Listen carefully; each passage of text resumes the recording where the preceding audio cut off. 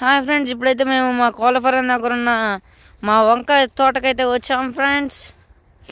చూడండి ఫ్రెండ్స్, మా మమ్మీ అయితే ఎలా చేస్తుందో అన్ని కాయలన్నీ అలా నీట్గా కోసేసుకోవాలి ఫ్రెండ్స్.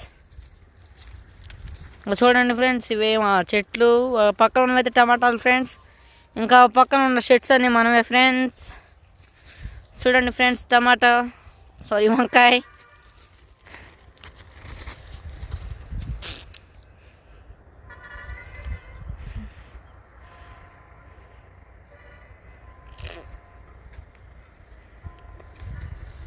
చూడండి ఫ్రెండ్స్, ఇక్కడ నేచర్ అయితే ఎంత బాగుందో, బాగా చెట్లతో ఉంటుంది ఫ్రెండ్స్.